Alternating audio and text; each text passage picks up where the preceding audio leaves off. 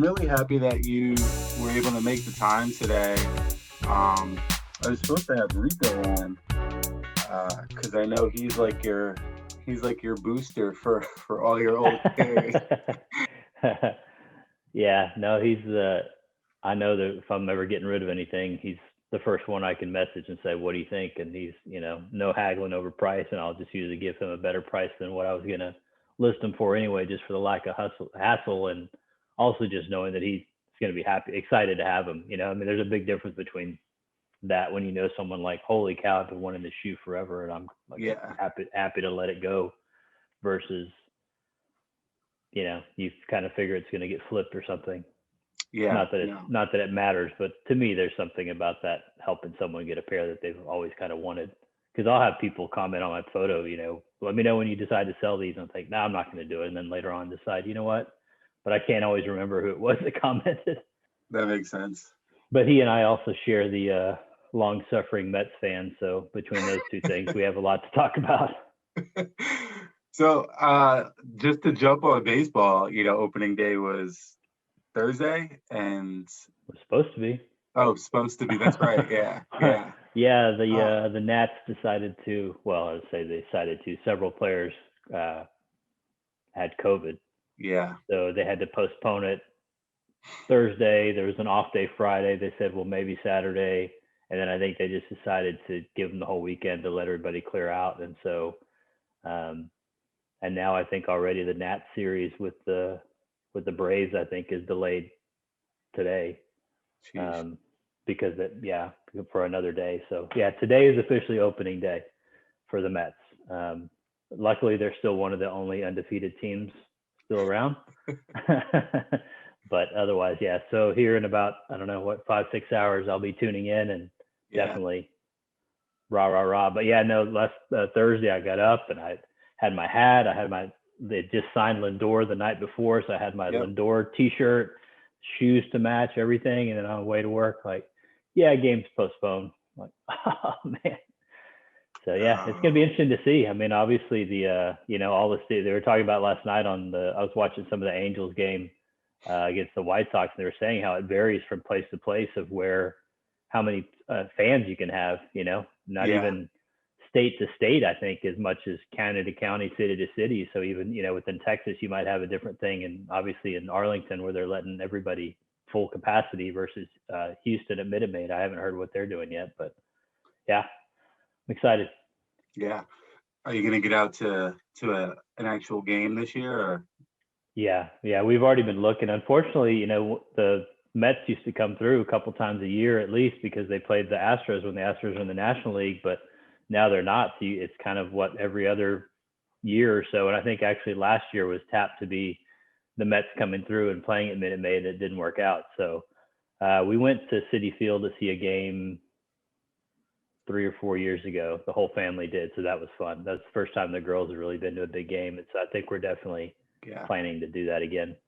yeah. City Field is like just a great stadium. It's probably, I think it's like an hour and a half from me, and it's probably, you know, I'm a Red Sox fan, but I would much rather drive to City Field than drive to Fenway most times. Just Yeah, because if I bring my daughter or my wife wants to come, it it feels like a little bit more, modern for them. So, they're not like bored by the yeah, nostalgic baseball that is Fenway Park. So, it's such a great stadium. yeah. No, I'd still love to visit Fenway. I've kind of want to really start trying to visit some of those stadiums. But yeah, City Field. I mean, I think they've done a lot with it because when we first went, the like the year or year after it had opened, it was very just bland. Like there was Yeah, no uh, nostalgia, no nods to the past players and stuff. And I think they slowly started to up that to really bring in some of that because you want to see it. You want to see yeah, oh Tom yeah, Seaver and Dwight and Daryl and whoever else it is and all those historic teams and things that went on. You kind of want to see all that. But yeah, I think that, well, and now, of course, with new ownership, it's a whole brand new day. So I'm yeah, very excited for that. yeah. I think most Mets fans are are really excited about that. Yeah, I don't know how you can't be. I mean, to go from not even being in when you're a major city, major market baseball team, and you're not in the conversation every time for the top players, then that's just sad. And that says something about ownership and management. So Yeah. to finally have someone talking the talk, but now obviously walking the walk by shelling out $340 million for a shortstop, then you're like, okay, this is real. Yeah. So So yeah. let's jump into sneakers. I think Rico was on the Wear Everything podcast a few weeks ago, and he talked about how you were one of the first people that he saw that was kind of like, well, I'm just going to wear, what I like, or I'm just collecting things that I really, really like. And I'm not really swayed by the market. And seeing your collection on Nice Kicks was one of those things that inspired him to sort of go, okay, this shoe I like, I'm just going to go after that, and I don't care about everything else. And so I kind of feel the exact same way too, because I remember seeing your Nice Kicks video and going, wow, like this collection is like awesome. But it's also stuff that I've never seen before, or stuff that I've seen but I liked, but for some reason I never felt any way about. But then, something sort of clicked when I saw your video of like, hey, it's okay to like this shoe that no one else likes. And I was wondering if you could talk just about like how you think about sneakers and what sort of motivates you in terms of collecting. Yeah, I mean, it's funny because you say that a podcast, and I have to say that I've never been a podcast guy until a couple weeks ago when somebody else the sneaker enthusiast asked me to be on theirs. I was like, oh, okay, like they didn't understand. I mean, just never listened. People kept saying podcast. And I was like, And part of it was that I just really didn't want to get on one of these that I see of where all they want to debate is, the Travis Scott this and what's the hot release and what are you going to get it, and let's debate let's do a shoe off, bracket style. Mm-hmm. I mean, it's so subjective to me. So I guess, to that point, but it's funny because so in the Nice Kicks video, Nice Kicks, the shop here in Austin, was kind of our place to go. And so one day I was in there and George Keel was in there as well. And so the guys were over there talking with George, and I had met George several times, and they just said, well, and they all call me Mr. Dempsey. No one will call me Patrick because I guess I'm older. And so it's just always like, what about Mr. Dempsey? And I was like, what are you guys talking about? It's like, well, George, he wants to do a sneak peek, and he's doing sort of more specialized collections instead of focusing on, and again, that's probably why I didn't watch it, because I don't care what NBA player or rapper has in his closet, because to me, that's like typically an unattainable thing for the most part anyway. So I just don't really care. So I was like, sure, yeah, whatever. I mean, I'd never watched a sneak peek before. Didn't know what it was. I mean, I kind of knew what it was because I'd go to the blog. And so I was like, sure, George. So we exchanged numbers. And I think, it's not going to go anywhere. And then I go home and watch a couple of them. And I thought, oh, okay, this is interesting because, I don't look at it as what I have as anything that's special in comparison, where I don't have any like super rare or anything like that. So George and I kept in touch, but nothing really ever came about from that. And then one day I took a picture of my closet or downstairs, just basically a shoe display. And George commented, it's time. I was like, oh, okay. So sure enough, like, okay, what do you think? And sure enough, like scheduled 2 weeks later, they were here. And so, I think that was an insight to me because I had never really thought about it in terms of that, because I was just buying things that I liked and collecting and not really considering. But at the same time, Instagram had really given me insight into what else was out there and given me a community of people to work with. And I think, as you probably know, you can easily tell who's in it for what. And that's not a judgment as much as saying I'm more interested in talking to people who have a connection to the shoes and who really appreciate them for what they are aesthetically or whatever, historically, whatever it is.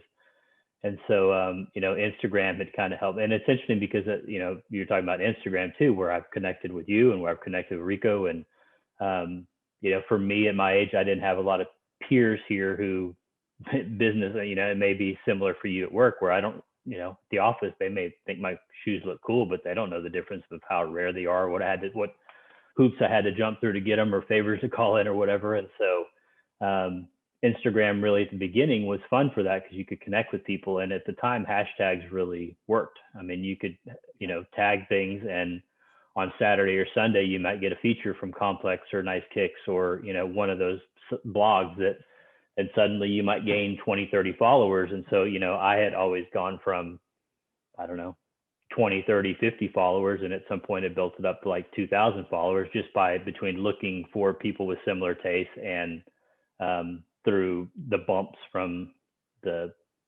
features. So that was crazy. So yeah, so I think that whole sneak peek thing just was interesting to me, because when it went up live, I was like, okay, I'm not going to read the comments.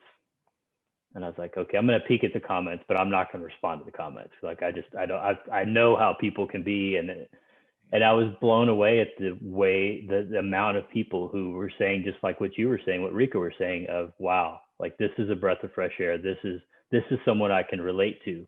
And I still, to this day, will have people say that they've watched it multiple times, or I still go back, and in the end, I did reply to comments, and I think it helped a lot too. But we'll go check every once in a while. There'll be brand new comments of people who just saw that video. So to your point about collecting, I think, I have the advantage, and I've said it before, that I'm 47 years old. And so I don't really have anybody to impress. I don't have people to show, or anybody to impress. I don't have the peer pressure. I don't have any of that. So I'm at that advantage where I get to just kind of pick and choose what I want. When I first started out, I gravitated toward Jordans because of nostalgia, because that's where I wanted to be. And then when I figured out, one, that they weren't always so appropriate for work, and two, that they killed my feet and were just not as well made as that memory in my head from 30 years ago of what I was expecting, to pay that for them and go, God, I can't even wear these for a full day. And so that's when I started looking at, going to the nostalgia of especially Reebok, New Balance, the made in USA, made in UK type New Balance, Adidas, Saucony, anything that just sort of had a little bit of style. But, to me, a lot of it mattered less about how hyped it was or what resale was going to be, as it was, do they appeal to me in some way? Will I wear these? They're cool. They've got a cool story, or I like the shop that did them, whatever it is. So yeah, I don't know if that was a roundabout way to sort of answer your question, but yeah. No, I think that makes sense. Like I think I kind of went through the same thing, and we had a conversation a few episodes ago with a couple of other people, and they were, they always sort of express the same sentiment of, you go back to that nostalgic feeling of your youth, trying to, get into Jordans and all the basketball shoes and things you remember from back then. And something about them doesn't pan out into real life and to where you are now. And, you start gravitating towards other things, because it's not like you're like, okay, this Jordan thing didn't work out, I'm going to give up sneakers. It's like, I'm addicted to sneakers, or I love sneakers, or I love collecting. What other shoes are there? And I am very much like you, where I jumped to Saucony, Reebok, Asics, made in the USA, New Balance, made in the UK, New Balance. And so those things definitely, I think for me too, showed a different level of creativity and inspiration than a lot of the things that I was attracted to as a kid that still exist, and they're still being sort of repopulated and remade in a modern in a modern way. What do you think, or can you kind of talk about your earliest memories of like collecting? Because you did say, that it did start with like Jordan, but I know, from following your feed, that you post a lot of pictures from back in the day, which a lot of people don't, of you wearing stuff. And there are pictures of, Reeboks and things like that as well. So yeah. I mean, as far as collecting, I've always been a collector. So, it started as a kid with Star Wars figures, and then went to baseball cards, and then back to Star Wars figures when they started coming back out, and then baseball cards kind of all throughout. And so collecting has kind of always been a thing. So it only made sense that I couldn't be happy with only having 2 or 3 pairs of sneakers and just being satisfied with that. And then of course, when the Reebok, the 30th anniversary of the classic leather, that's kind of what really got me hooked, both on sneakers in general, the idea of collecting, but also on Reebok. And it just kind of like, okay, I see this now. I see how I'm not just, because there's so many, especially now, there's so many brands, there's so many styles, you could go crazy, and whatever style comes out, they've got to do in 50 different colorways and just milk it for every penny. So you could spend all your time and money just chasing everything. So to be able to sort of focus on 1 or 2 things like that. But yeah, I mean, as a kid, it just, the idea of collecting or even having more than 1, maybe 2 pairs of shoes at that age was just crazy. There just wasn't possible. So the difference is that the shoes that people are collecting now, or, are that they're after, are the shoes that we actually were wearing for their intended purpose at that time, or whether I had them or not, I wanted them, from Air Max 1 through the Jordan 1 through, all the way to the Air Max 97 and everything. I had some in between there, but it's just funny because, to have actually been in that time and had these shoes or wanted these shoes, to now see my children's friends buying them and wanting them, kind of tells you how that longevity is there, but also how there's just a different connection to it than what we had. But yeah, I mean, I just, I don't think some of it was, I don't want to say budget, but like I've said before, where my parents were just like, you're going to outgrow these shoes. We're not going to buy these. Once the Jordan started going to $65 and everyone else started stepping up, and I remember breaking $100, it's like, nah, we'll go find something on sale somewhere that you can use. And then at least until you're older. And then in high school, I started getting, whatever the team was getting. But early on, it was just every different brand, from New Balance to Reebok to Avia, whatever it is. Yeah. And so it was sort of more of a utilitarian thing, but there was always that sneakers just appealed to me in some way, whether I had them or not. And it had to have started with the Jordan 1. I mean, that's really where I think for a lot of people, especially my age, that's kind of where it started. But even, some of the early Ewing Adidas pairs, things like that I just really wanted. And so to have the chance to go back now and get them is cool. But again, like I said, that connection to what you originally thought that they were going to be versus in reality what they are, it's sort of not always there. It doesn't always live up to the memory and the nostalgia. Yeah, definitely. And I know one of the things that sort of really pushed me to your page was, as you said, the Reeboks, right? So like, I think Reebok is a brand that has a very good catalog. I was a huge Reebok fan in the 90s. And I remember when Hexalite debuted, and Pump. Obviously, Allen Iverson was such a watershed moment for so many people. I was wondering if you could talk about your history and just your love for Reebok. Yeah, no, I mean, I remember as a kid, my mom getting into aerobics, and having a pair of I guess they were the freestyles, the high top with the straps, and my little sister, I think, had a pair too. And I remember they came in, a lot of bright colors, like all red and white and yellow. And I just remember the leather on those just being just nothing I'd ever seen before. I mean, it was that glove leather that it was so soft and amazing, and not like what you were seeing on a lot of other shoes at that time. And so it kind of really got my interest. And there was something cool about with the Union Jack on the side. And, it was these clean lines. At that time, it seems like everything was going toward the louder, they're getting away from the white colors to multiple colors on shoes. And there was something about those being super clean.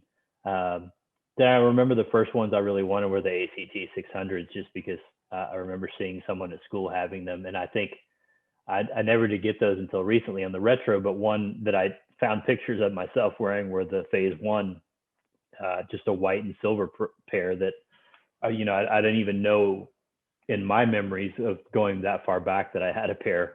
But again, it's probably because at that time we probably found them on sale or something, and not because it was like a gotta have. But just that style was really cool. And then, like you said, people really underestimate Reebok in their catalog, especially now because of the way that Nike has become this juggernaut and Adidas is sort of up there. And but like you said, back in the late 80s when they came in with the aerobic stuff and then a little bit of the tennis stuff, and then really when they started to break through, I mean, you had Frank Thomas, you had Sean Kemp, you had Shaq, and then like you said later on Iverson. I mean, those are just the stars. I recently pulled out a bunch of old basketball cards, and you look at all the other guys in there that were maybe not superstars with signature line, but they were wearing the Reebok stuff. Not to mention entire college basketball teams. That they were there and they were huge in all sports really. But somewhere in the late, I guess really after Iverson, I don't remember a whole lot happening after that, but somewhere in the late 90s and into the 2000s, that just kind of went away. So if you weren't around at that time, you wouldn't realize that it was a real choice when you went to the store. You weren't automatically going to gravitate to Nike to go buy Nike because Reebok was a true option for you to do. And as I've gotten more into it and gotten to know people there at Reebok and had contact, actually got to go visit headquarters a couple of years ago when we could still travel, and it was just pretty amazing to be there and see all that. And some of the Sneaker Freakers actually done some really good books, and in particular with the Rack group that was doing the research and development with Stephen Smith and Litchfield and a bunch of other people. And when you read about that, I mean, they were just like mad scientists in the room with blowing through budgets and getting away with it and developing all this stuff, bringing in, when you look at where the Hexalite and other things came from, it's just crazy to think about that innovation that was going on at that time, when really Nike had their airbags and they were sticking with that. And, until recently, really, as far as I know, I mean, when they started going into more of the foam stuff, but what Reebok was doing during those years to really innovate and change things and be out in front with pump and Hexalite and, the whole, the pump, the Instapump theory with the whole idea of kind of carving out the bridge there and having two sort of pieces, and just, it's really cool. And it kind of makes you appreciate that. But also kind of is disappointing to see the way that they're viewed by many now, for better or for worse, or for their own fault or not. Yeah. I growing up was a huge Reebok fan, like I said, and I remember it being a choice when you went to the store. It was really Reebok or Nike. It was not a clear cut. Nike is everywhere, and you're just picking that. Hexalite, DMX. I remember those two things were just things that made me go, "Wow, that's so cool!" And like you said, Nike just doubled down on the airbag year after year. And so that became very familiar. But I think for me, I was always impressed by like Reebok's constant push to innovate and create something new, whether it was the pump at first and then jumping to, Hexalite, and then, the DMX, and then, the other shoes that you mentioned. And it was just something that happened in the late or middle 2000s or early 2000s, and I don't know what happened. Can you kind of talk about it? And I don't know, like, I've always looked, and I find myself, I have like, all of the brands websites up multiple times a week. I'm like, what's new at Reebok? What's new at Nike? What's new at Saucony? And I try not to get sucked into just their, like sneakers app or the main hype thing that they're throwing out that week, and try to really browse what they're really offering. And Reebok has cool stuff, but for some reason it doesn't seem to pop, or it doesn't really seem to attract the attention of the masses like it has. What are your thoughts on that? And is there a frustration there with them not being popular, or do you not mind because what you can get, you can get? I mean, it's a little of both, but at the same time, it's gotten to be the point where if anything's slightly harder to get, or if it's a So nobody, I don't want to say nobody, most people are not going out of their way collector wise to buy Reeboks. I see them out and about. There's several of us that are out there, a lot of us who are into it, but on a day-to-day basis. But then as soon as JJ Jound decides to do one, well, guess what? All of us who have been faithfully, loyally buying Reebok along the way have zero chance at it, because now everybody's going to come in because there might be some value. Mhm. So there's sort of that frustration there too, is that there's just not the consistency, I guess, in the support from people to really just to give it a shot. I mean, I think people just right away just dismiss it as they're Reeboks, like it's a punchline, or like it's, why would I mess with those? And it's like, have you really even given it a chance? If you looked at the difference between a really high-end Club C versus the cheap Club C that you might have had that you didn't think was comfortable, or the same with the classic leather or whatever it is. But from a business standpoint, I mean, I can't pretend to speak other than what I've seen and heard along the way. But to your point, you go to the website, and that's probably one of the more miserable experiences with the brand. But unfortunately, it's people's only experience, because it's just there's too much. I mean, I understand like the classic leather and the Club C are sort of your flagship classics, but for one, you're already mixed in now with the workout stuff, the nanos, and running, and then this sort of new layer of athleisure wear type shoes and stuff. And so it's just the experience, I feel like, is just not there for people. And anybody who's tried to, myself included, try to get any type of big release, whether it be an Iverson or the recent the D Brown pumps, it's miserable. I mean, you might as well just not even do it, because the site cannot handle what it is. But overall, I just think, there was this before, you kind of had the classics line, and you had the Reebok line, and you had your Delta logo, which couldn't stand. And then you had your classic Reebok Classics Vector Starcrest logos over here. And, not too long ago, a lot of us were really happy because they just got rid of the Delta and said, we're Reebok, we're one brand now. Well, more recently, they've decided to get rid of the classics social media and go completely to one social media, which, I don't know. I mean, that's, somebody thought that was a good idea, I guess. But like for me, I have zero interest in looking at the nanos or the workout gear or any of that stuff for the most part. I'm going to look at the classics because I want to see the Iversons, the Shaqs, whatever else it is. So it just seems like sometimes it's just jumping around a lot. And I think overall a trend in sneakers, right now is going back to the classic leathers. The collabs were with shops for the most part. You were getting a boutique to do it. And now obviously with everything going on, the trend is to not so much to do that as it is to find the sort of fashion artist, designer type thing. And that works for some, and it doesn't work for everybody. I mean, to me, it just doesn't impress me at all. It's especially when there's kind of really no story behind it, and it's just sort of design, and that's fine. I mean, that's not my thing, but I feel like Reebok has kind of chased that in some ways too. I don't even want to say Reebok. Every brand has chased it now, whether it be Asics, whether it be Reebok.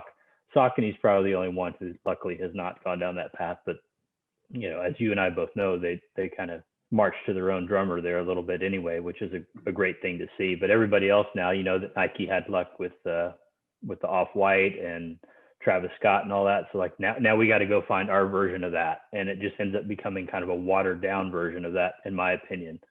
So it's sort of an identity thing, I guess, in the end, of like, who are you? What are you? Like and who is your audience?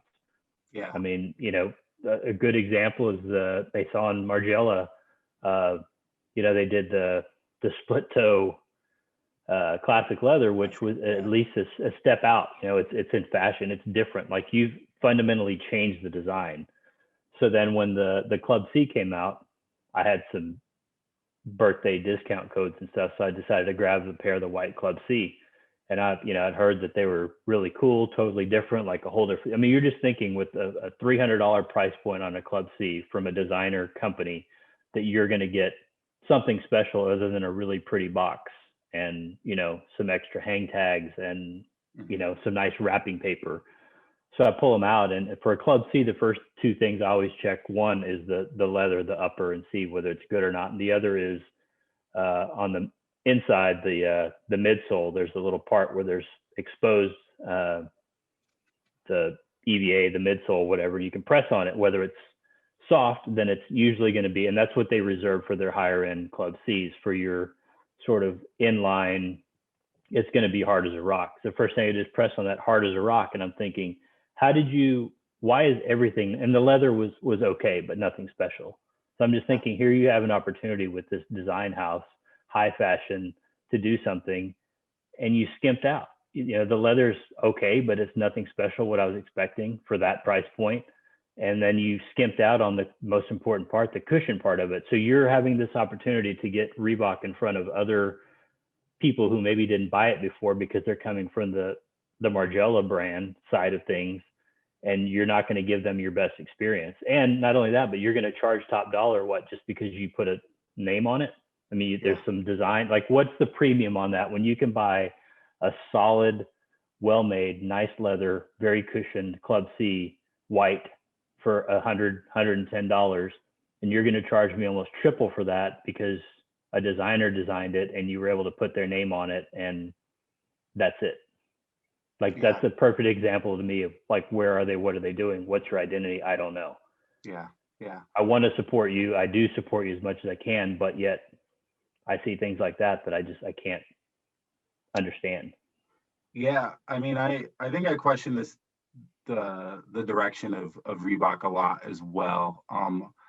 One of the things that I notice, like you said, is, and we've talked about it, like I've talked about it on other episodes, about how Nike is very good at delineating their lanes, right? So you get sneakers if you want, the hype stuff, if you want popular lifestyle stuff, then they also have Nike.com where you can go buy stuff. They have, Nike by you, so you can go make your own thing.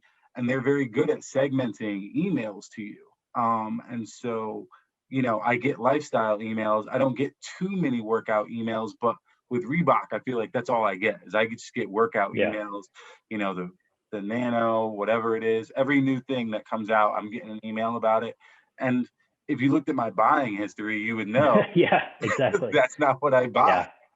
Right. And I always question whether it's Adidas's influence that is saying, okay, if we have a more premier person that we can access, we're going to steer them to Adidas versus Reebok, or what? Because it always kind of feels like there's like a trickle down like effect of like, oh, well, this person is top tier, so they're going to Adidas, but there's this other person that might be really niche that we're gonna give to Reebok. And I think you and I have talked about it, like how many white or beige Club C's can you do?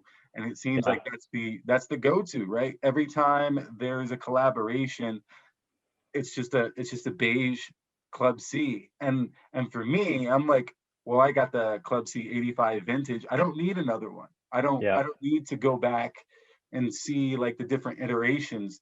I want to see, and also how many questions can I get? Like that's those two things, right? And so that's always been my exhaustion. I feel like right now with Reebok.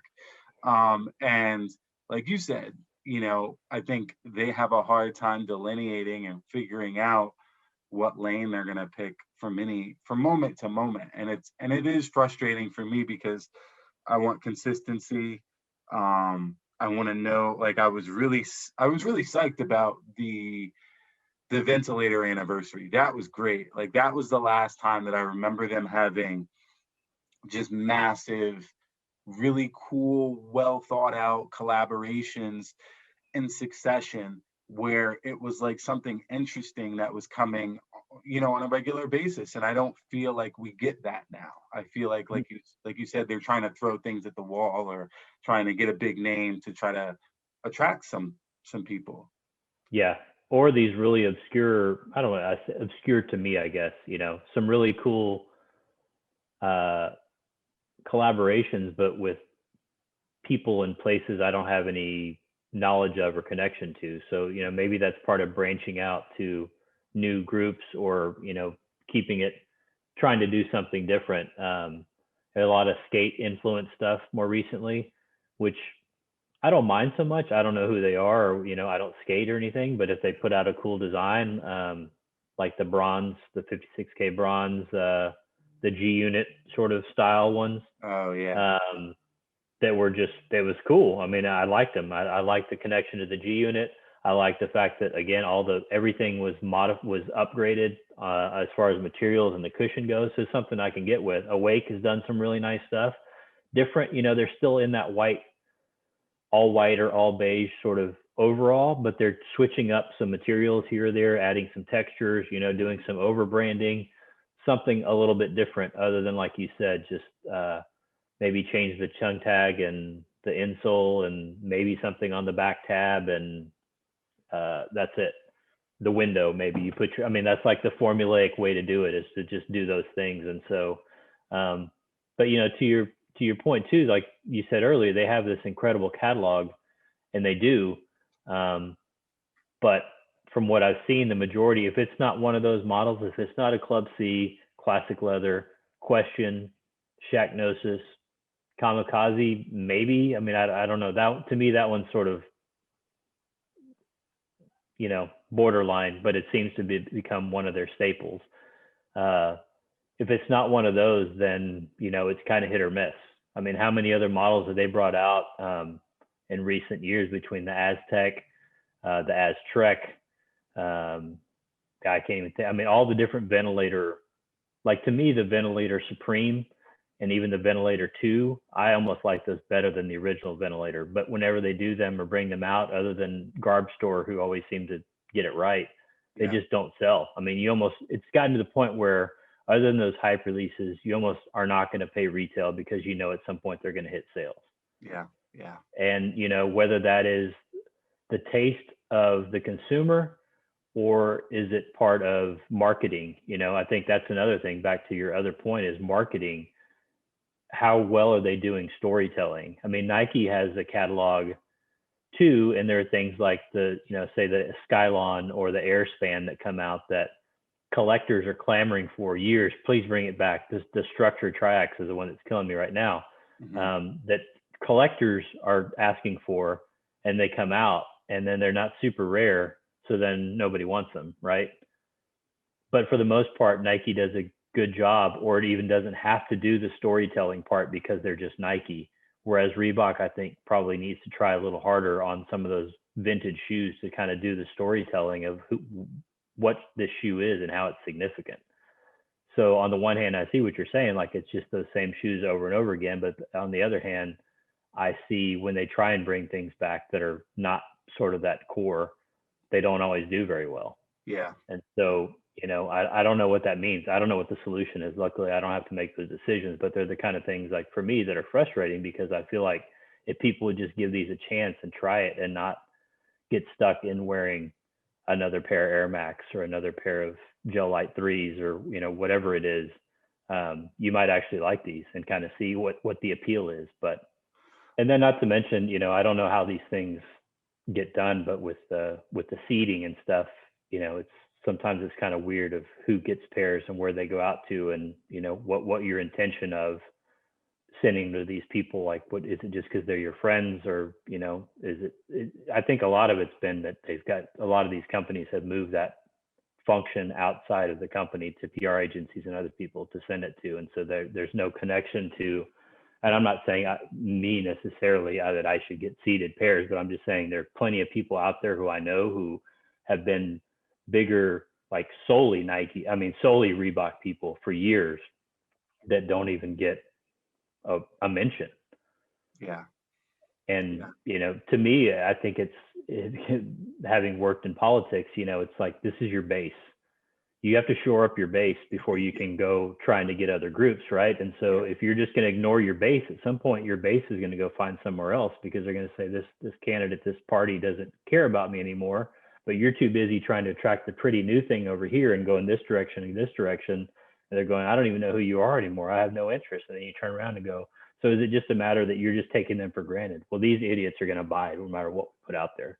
These are Reebok guys, so they're going to buy it. So why do we even need to nurture that relationship instead of saying, you know, this guy has the opportunity to open other people's eyes because not everybody in their orbit is Reebok only. So, you know, and to your point, I've had plenty of people saying, I never looked at this before, but, you know, you've opened my eyes to this, you know, or, you know, I've never considered it. Or I get a lot of DMs and stuff of people saying, I'm glad I finally got off of the Nike train. You know, your either your feed or the sneak peek really convinced me to branch out, and maybe not even Reebok. A lot of times it's New Balance. And, you know, once they start seeing, once you get a made in the USA pair of New Balance in your hands next to a pair of Air Max or Air Max 90s, I don't know how you can look at them and feel the same about them. Yeah. But yeah, I see that a lot, but I think that marketing aspect of it is just all over the place. And obviously as a fan of the brand and a supporter, I haven't stopped supporting them. I haven't stopped buying their product, but you're just kind of frustrating it. Like, what are you doing? Yeah. And so will the sale if the sale ends up going through, I don't know. Cause the grass isn't always greener. So who knows? Mm-hmm. Yeah, no, I think that makes a lot of sense. And to go back to one of your earlier points, and I think we've had this conversation, you and I, about the Instagram and social media.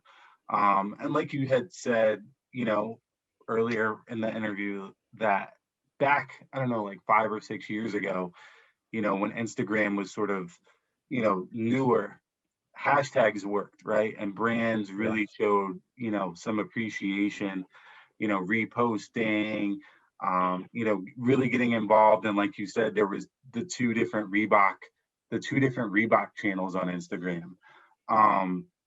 For me, I think that's always a big thing, is brand interaction. I think with Nike, none. You get zero. Like, they're not doing anything. They're not reposting. They're not going to DM you. They're not going to say anything. And I know a few people they don't need that to. sort of, yeah. Right. I mean, what do they need to? They're gonna buy their crap anyway. So, and I buy Nike. I'm not gonna act like I'm anti-Nike, but I'm just, they have zero need to. We're just like, give us more. What's next, please? It doesn't matter. Exactly. Yeah. Can you talk about, so like, there's a few other people that I know that are kind of like, oh, well, and one person that in particular that has told me, if I can't get a DM back, or if I can't talk to a representative or like a person at the brand and have a relationship, and it's not like seeding shoes or, necessarily getting, having everything that they say, taken into account, but just have like some sort of presence where they're like, there's a mutual appreciation where they like your post. That person's like, I'm not buying from you. How much does brand interaction, how much does brand presence play into, what you buy or how you buy? I think that's a little unrealistic to think that you're going to get DMs from brands or everybody. I've been surprised at some of the brands that I've interacted with that way, or how I've gotten to become friends with shop owners or brand people just through that process. Granted, I'm older, so, there's sort of that business mutual respect where we can talk about things outside of that, or, where maybe my opinion might count for something of, what do you think of this or whatever. But, to me, it just seems as if they, at least, like you said, maybe do a weekly feature. What would it take to get some intern to go through and just double tap where pictures that you've been tagged in, or, find some decent comments somewhere to reply to, just some acknowledgement from them. I think that whole idea that you need the acknowledgement's a little greedy, just because you got to think about how many times a Nike or a New Balance or, the main brand is tagged in photos to think that they can possibly reply to everything. But it seems like there could be something that you could do to, like I said, hire an intern and say, here's your thing. I want you all day to go just find some decent things that are said about us and like it, or, you know, just comment or reply to the comments in your post. I mean, there's just that. It sort of reminds me of like websites used to be, where it was basically what we called like a brochure. It was your brochure, but it was on the web. There's nothing interactive at all whatsoever. It was just sort of this static thing. And then sites became more dynamic. And I think that's what, for some people, like the people who get it, like Saucony Originals, who you and I both know, they get it. Like, and granted, they're in a different space, like I said before, because they're a small team and they're not kind of going the same path as everybody. But, you know, you realize that a little bit of an interaction can go a long way, a little bit of acknowledgement. And then, you know, you see other accounts on Twitter too, especially, that will really clap back a little bit at people. And to me, that's okay too, because at least you're showing some personality, you know, because whatever raffle you have, no one's ever going to be happy. I was talking to someone at a shop the other day about something, and it's like, you can never win. It's like, why do you even do it? Because no matter what, you're going to get accused of backdooring. You're going to get accused of, you know, only holding down your friends, or rigging the election, or the election, rigging the raffle, or bots ate. You know, if you don't get it, that's your excuse. It's not just that you just didn't get it. It's that there was some other factor at play. And I'm just thinking, you know, so if you've got 12 pairs going online for the raffle, and you have 2,000, 3,000 people, probably more than that, entering, well, the chances of people being happy versus unhappy are pretty high, right? I mean, there's only going to be 12 people who are happy, and all the rest are probably going to be unhappy, because most are not going to be realistic about the fact that you just didn't win. And so I think that's interesting to see some of these shops really kind of answer back, to truly answer those things and say, this is how we run it. This is what we do. But then again, there's levels to shops. You know, there's the smaller boutiques that are trying to really build and get out there. Will do that, but the bigger shops, good luck. You know, even if you tag a shop, say if I post a pair of Packer New Balance, or, you know, whatever, good luck getting any type of feedback from them. Bodega actually, you know, does a good job. Concepts, not really. Bait, I mean, you could go down the list of the sort of the big shops that have now, S&S, any of them, you're not going to get any type of acknowledgement from them for tagging them. Mm-hmm. So why, and again, why do they need to? Now that they've got multiple locations in multiple countries, a lot of these shops, what do they need to? And it doesn't matter that you were shopping with them when they had one shop and, you know, didn't even have a website and had to call in or get a friend to go get you something. That doesn't matter. And I'm not saying anybody owes us anything, but I'm just saying it's changed so much, to your point of just where things were that you could have that interaction, to now just sort of this corporate environment of, we're going to put up there what we want, and we're not really looking for feedback. We're not going to even read your comments. We're not going to reply to your comments. And granted, some of the comments are throwaway anyway, but yeah. Yeah, I know you just mentioned Packer, and I know I was listening to Complex Sneakers podcast with him a couple of months ago, and he talked about how they have no problem holding down you know, longstanding customers, or customers that buy from them regularly. And I know you have relationships with several shops, and, you know, sometimes they help you out on different pairs. Do you think that collectors or people in the sneaker game need to do more of supporting smaller local brands? And do you think that relationship is one that's pretty valuable? Yeah, no, absolutely. But I think a lot of it's gone away with no more in shop things. Everything's online. You know, Mm-hmm. everything's a raffle. Everything's online. There's no more building relationships, or, you know, there's no need for it necessarily. But for me, that's just partly because I'm old school. That matters to me. So yeah, you know, I will say things like that, but I realize that I benefit from that, and I'm not going to lie. But I also have years of relationships with people. And I honestly, I hate to ask for help. If I can get it some way on my own, I'm going to try. If I absolutely can't, but, you know, I'm also not going to go ask for every hype release that comes out. If there's something I really want, then yeah. And if I haven't figured out a way that I'm going to be able to get it, then yeah, I'm going to ask for it. But, I think, but, I've said it before, is that you're always going to have those Saturday customers, right? They're going to be there. Yeah. But where are the Sunday to Friday customers? Are they coming and supporting you, or are those Saturday customers only there on Saturday to get that hype release and then turn around and sell it in the parking lot, or post it to StockX, or take it to their consignment shop and make their few dollars and be gone? Or do they, when you have an event, do they show up and support? When you have a shoe drive, do they come donate? When you ask for donations or support, or repost something that's not going to sell? And, some people figure that out, I think, and do it. And, others of us are just sincere about it. Like, I want to see the guys that I know who own shops, I want to see them succeed.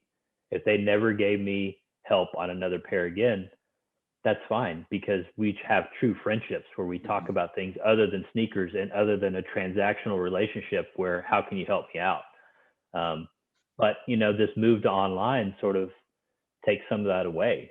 For one, there's not incentive for that, but also it's taken away there's no personal touch to things anymore. When you just submit your information into the ether and then just kind of hope that somehow the fairies come back and sprinkle some dust and you won, that's great.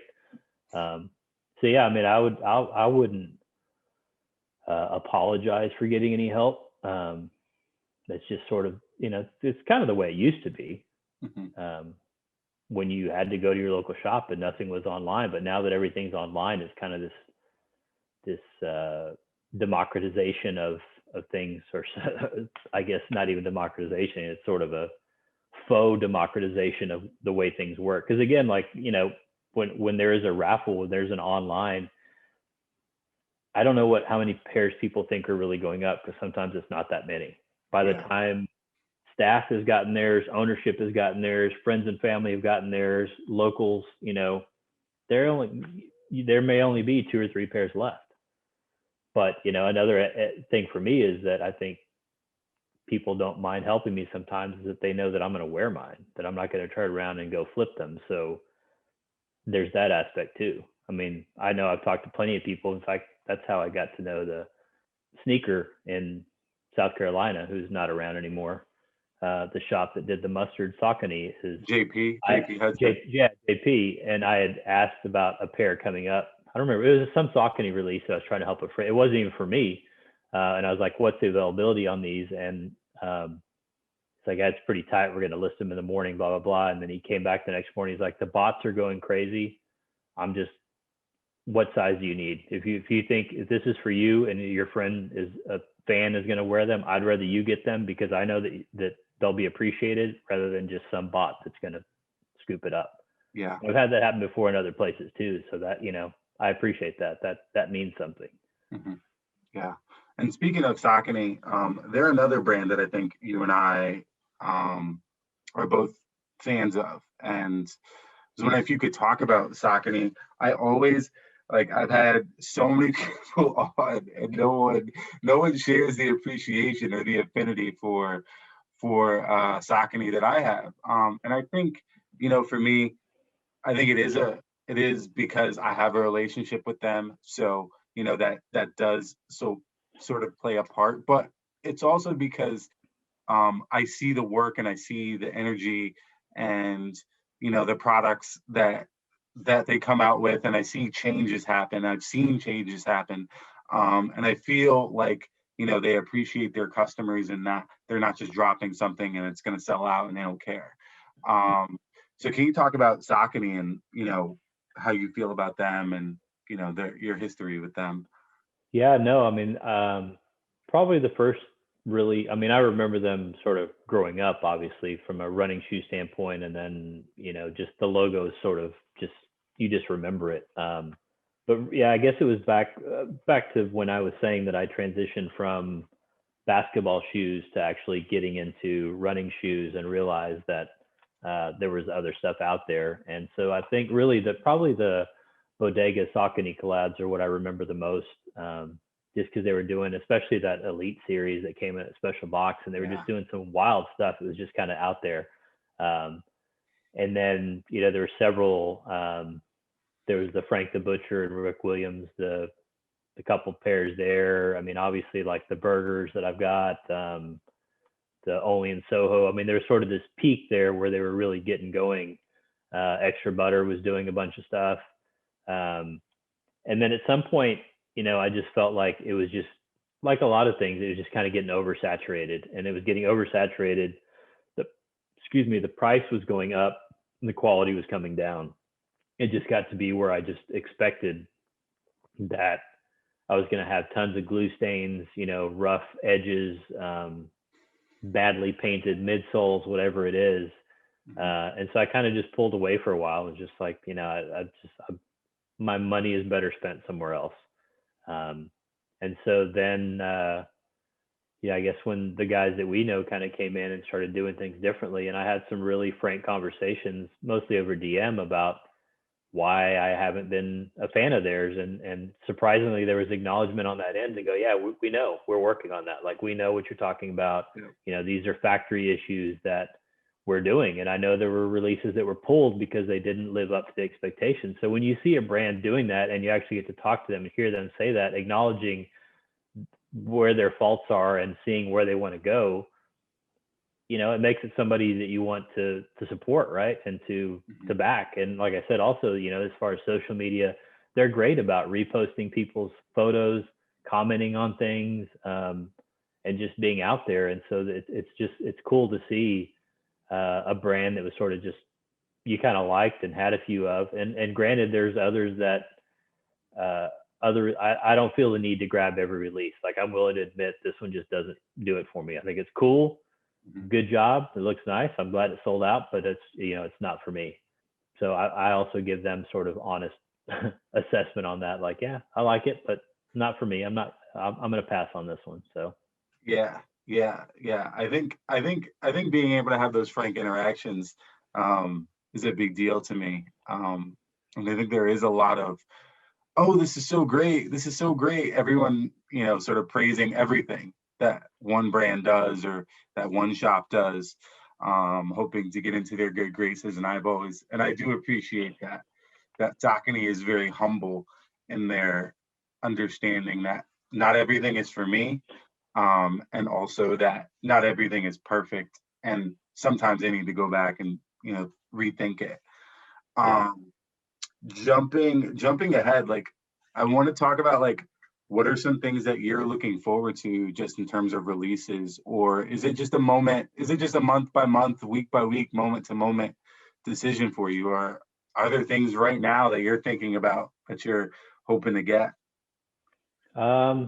Yeah, I mean, it's just kind of as things come up. I've mentioned it before, but I'm kind of just getting bored with it a little bit right now. I mean, there's so much every week over and over again, and I'm sitting here looking into my upstairs closet, looking at how many pairs are sitting there that, like, you could probably turn around and go, I haven't even worn those in how long? Yeah. Do I need another pair, or let me at least get rid of some pair? And that's the thing, like with my Sneaker Grandpa's Closet IG, that's just stuff that very rarely am I trying to make money on that. I mean, it's mostly just, I'm trying to clear these out, or it's a pair I like, or I thought I would like, but I don't wear them as much. Surely someone else will, just take them, get them out of here, have fun with them, whatever. And, people will comment all the time and ask about them, but if they were just that size. But, to me, I want somebody else to go enjoy those. These are not bringing me joy now, or, they're not, they didn't live up to the expectations, or I just didn't like them as much as I thought I was. So let somebody else, they really wanted them and couldn't get them. So, but yeah, I mean, overall, I just feel like there's nothing necessarily that has me hyped, like, oh God, I can't wait. I mean, I think the D Brown pumps were cool. And now they're more widely available, but like the release online almost killed that for me, because I couldn't even get my size, because like I said, the website just couldn't handle evidently the traffic. I don't know. Yeah. I don't know. I mean, there's just nothing that's that exciting. I mean, I've been going back to your, as far as the shops and Instagram and stuff. I mean, I've been lucky to gotten seeded pairs through the years from different, either from brands or from shops. And that's cool. And it makes it something special, I think, to be acknowledged for that and to receive it, and to think that you're getting it because you're sincere about things, and that they think that this fits your style versus you're an influencer, and it's gonna get 100,000 views or whatever, to like say we appreciate you and your style, and we think these would fit for you. Because that's the thing, like people will say, man, I want to get a lot of followers, or wow, you have this many followers. Well, guess, do you think I can go to the bank and say, hey, I've got 15,000 followers. What can I, can I put these as collateral, or can I go to the store? I mean, they have no value in that. And it's, how many of those followers I actually comment and interact with is, not really that many. Yeah. I mean, so there's just, and the other thing with, people talk about, well, I want to get the followers so I can get free stuff. I mean, that's a double-edged sword, because there's plenty of stuff that I've gotten offered or that will pop up, and then I'm like, what made you think that I would even want this? Or here, we're going to send you this, but we just request like a post a week for a month and 2 videos. Like, no, I'm not doing that. I'll tell people offer something, I'll say, if I like it, you're welcome to send it to me. If I like it, I'll post it, and give it kind of my review in one way or another. No commitment to story versus post or whatever else. Mm-hmm. And if I don't, then I'm not going to run it into the ground, but I'm not going to pretend that I like it. Like that's it. Because I think people recognize sincerity. I think people recognize when you're being insincere, and when you're selling out, and when you're shilling. And that's just something. It's just it's not for me. I don't know. I think I kind of veered from your question, but that was just something that I kind of had been meaning to talk about and hadn't, because I've had people say, well, you need to figure out how to monetize this. You've got these followers, and I say, well, this is something I enjoy. As soon as I monetize it, it's not something I enjoy. It's not a hobby. It's now a job, and I have to worry about making money. So it's not worth it to me. I have a job. I have a business to run. I have, that this is my diversion between this, talking about sneakers, going to the sneaker shop, and baseball cards. Like those are I don't want to think about money. I don't want to think about that. And so I don't know. I question the whole idea of sort of being famous for being famous, for lack of a better term, or this idea of being, because it's never anything for me that I ever sought out to do. It just kind of happened organically. And I'm not saying that I'm famous, but as far as like having followers and doing interviews like this, talking to you guys like this, I mean, it's never anything that I sought out to do or that I would ever think would happen. And so I don't know. I think people see, it's one of the things I'll tell people, especially younger people, like, well, the first thing you need to do is stop trying so hard, because people see that. Like if you're trying so hard to do this, then people are going to recognize that, and then it's not going to go anywhere. Yeah. Another question that I missed asking you, and I wanted to ask you, and kind of flows into like this whole topic of like the evolution of collecting and sneakers, is resale. And I know you're sort of, I don't buy resale. I'm not going to pay resale really.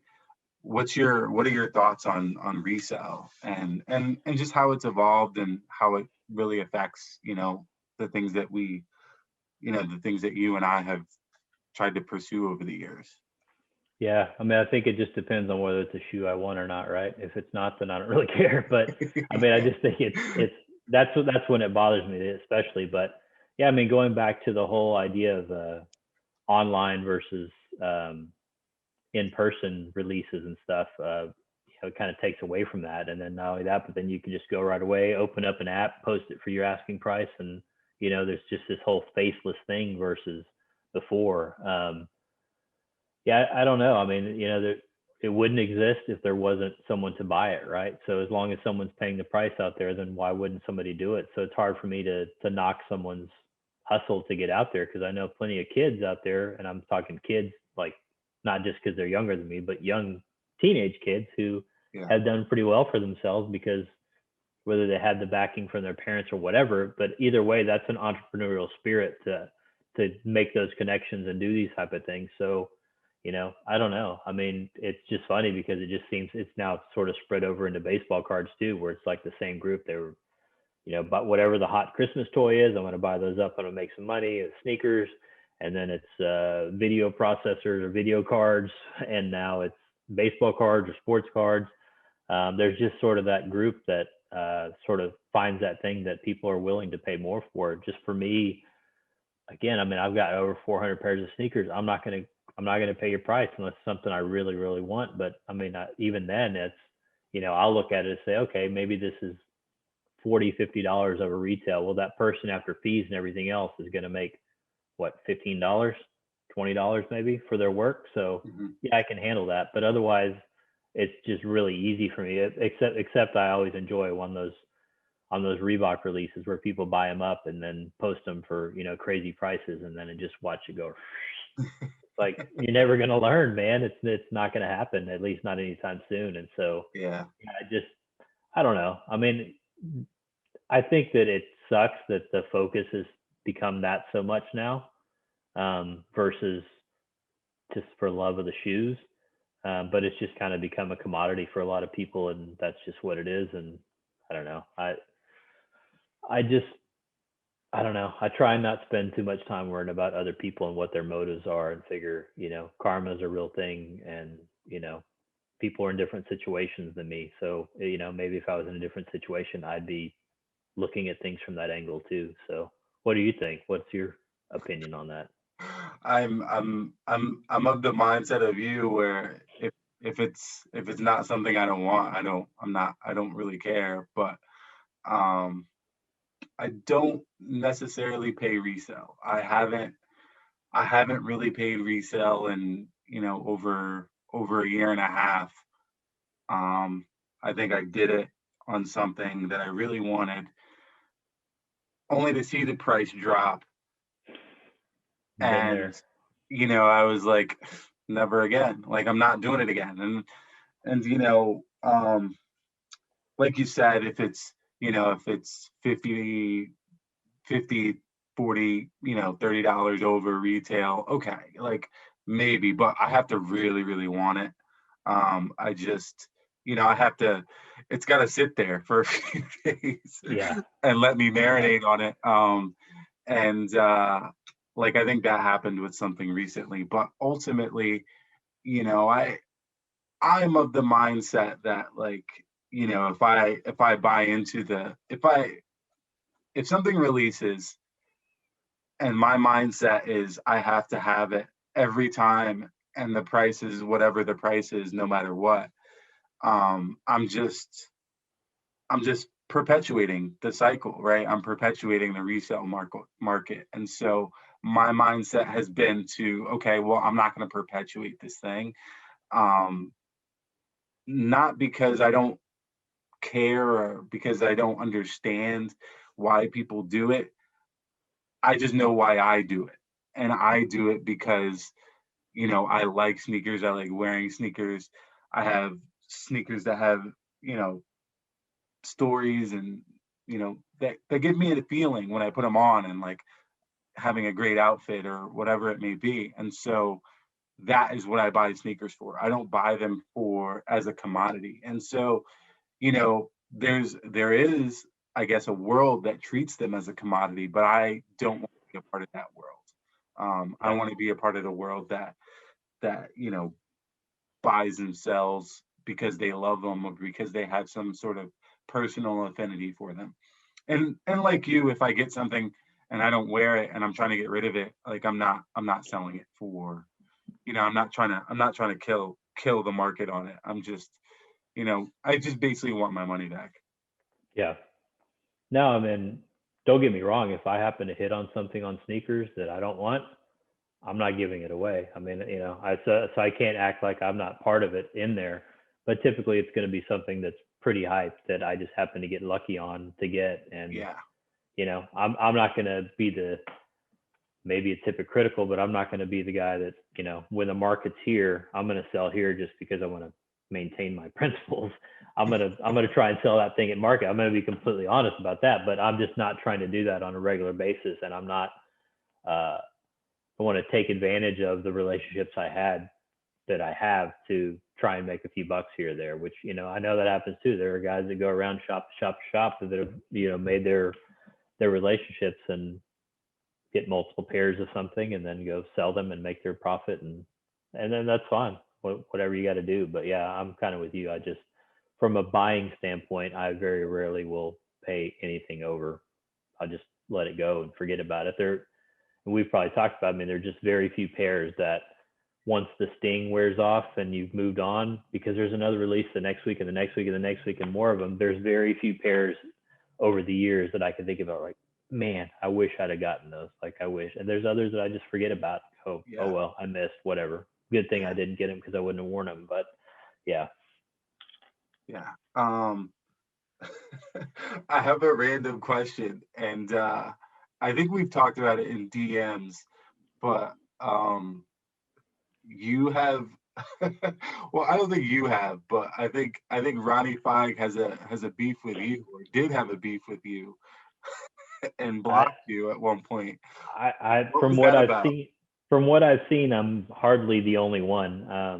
I don't think he takes criticism, or at least in the past didn't take criticism very well. But it was when the Daytona, the 1600s came out, Yeah. and I just commented. I think, I don't know, it had to have been on Instagram. I just commented that they look like mall walkers or something like that, and just boom, blocked like that, and never got anything else. So, which was funny because at the time I was buying up almost anything he put out there.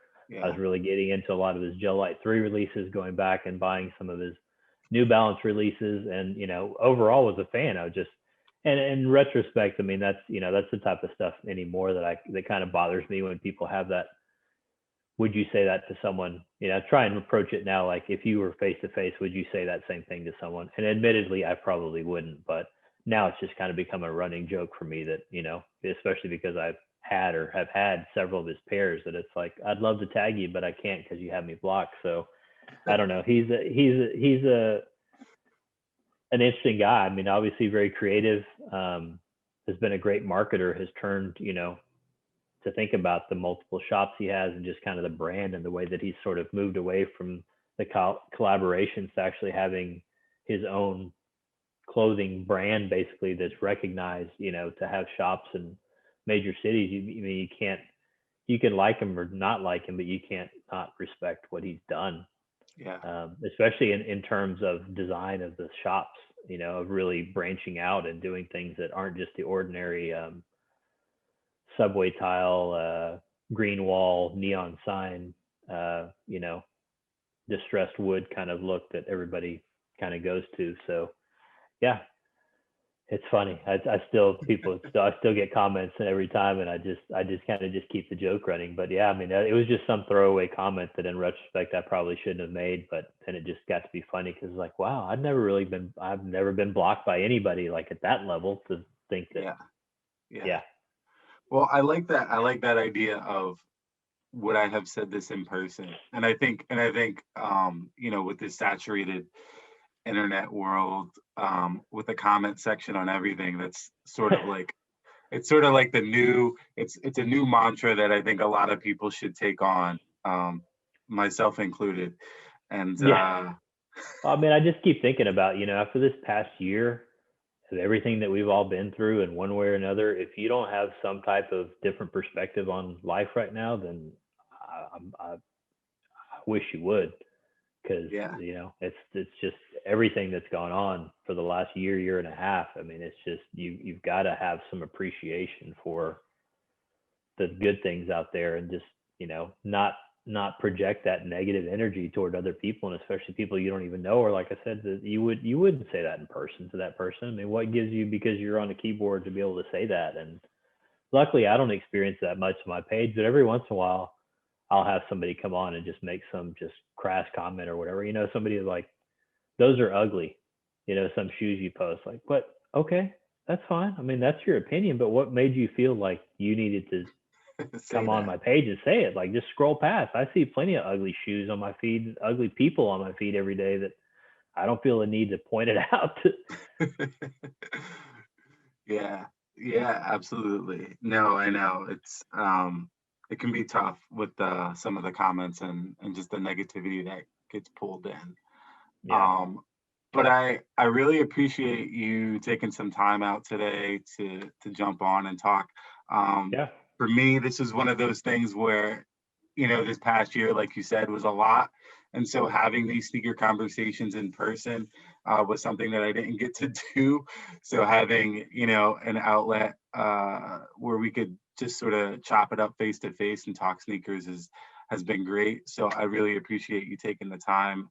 No, thank you. I appreciate the invitation. It was fun. I'm with you. I mean, I haven't had a whole lot of opportunities to have that other than DMs on IG or whatever, to really Yeah. talk about stuff and see what's out there. And I think to have someone, you and I are probably a lot more like-minded than other people as far as our approach to sneakers and brands and all that stuff. So it's fun. I enjoyed it. Cool, cool. Well, thanks a lot. I can't wait till the next time we can chop it up, and hopefully, I will make it out to Texas eventually, or you'll make it up to Boston, Yeah, because I know there's a lot to see there for you, for and sure. we can meet up in real life. So, Yeah, man. um, thanks a lot. Yeah, thank you. Have a good day. You too. You too. All right. We'll talk soon.